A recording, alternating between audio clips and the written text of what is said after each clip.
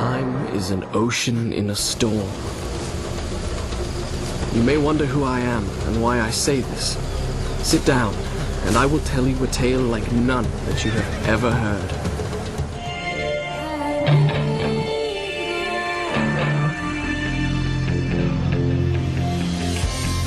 The Prince of Persia was really born as a 40-pixel high silhouette.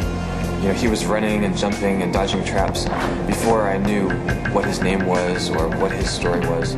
In the Montreal studio with the core team and I, we began to work on a very first mock-up of what we thought the game could be. And when actually Jordan was here and when he was watching what we had, the whole team, 7 core members and I, were watching himself watching the mock-up, and he was so flabbergasted. I saw the enthusiasm and excitement and the new ideas that they had. I was convinced that they were really going to do something good, and I also knew that this was a project that I wanted to be a part of. It's the story of a prince who tried to save the day after having himself brought chaos into a huge palace. His help is an adventure by a young, mysterious princess and a magical dagger, but a villain vizier is after them.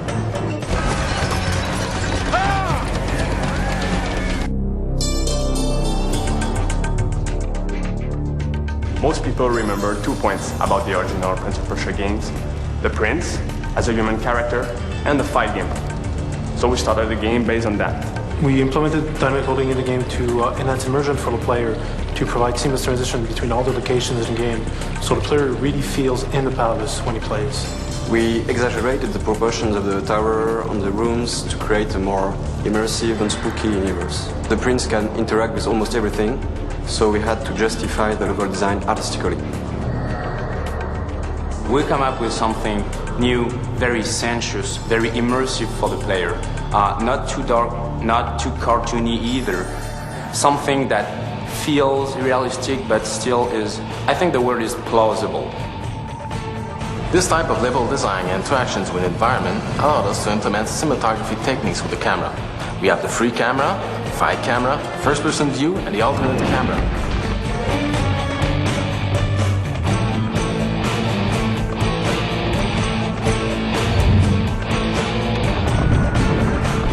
The sense of time is the main evil entity in the game that transforms the human into sand creature. For this creature, we wanted to have an organic and evil feeling mixing whispery voices and avoid living dead type sounds. We worked with Dane Tracks, who created most of our sound effects. All the rest was done here in Montreal. The music style had to fit the Persian look without being Persian music. We selected a mix between rock and Middle Eastern rhythm and melody with an Indian flair. We worked with composer Stuart Chatwood, who is also part of the band Tea Party. He used different instruments like an Indian tabla ensemble, some vocalists, and some string to create the diverse music we can find in the game.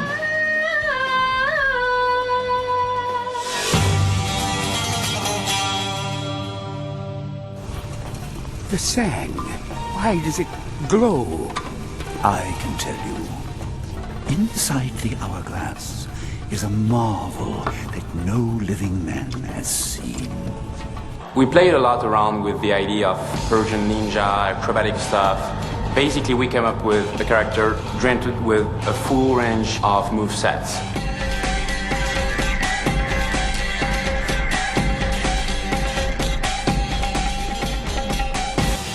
In animating, we use different principles, but the two most important were like strong posing to vehiculate like clearly what the character is doing, and also follow through, which is the way the animation ends and the way we stagger the end of the movement through the different part of the body.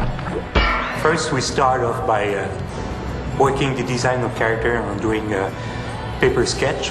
Once we got a good design, we move on to 3D creating the skeleton. On top of that, we layer the polygon mesh and texture. And once we got a satisfying result, we let it age to see if it passed the test of time. The Prince has more than 750 animations. It doesn't have 750 moves, but here we're talking about all this little transitions animation that makes the Prince switching from a behavior to another very smoothly. Basically, he has the biggest range of moveset in any action-adventure 3D game.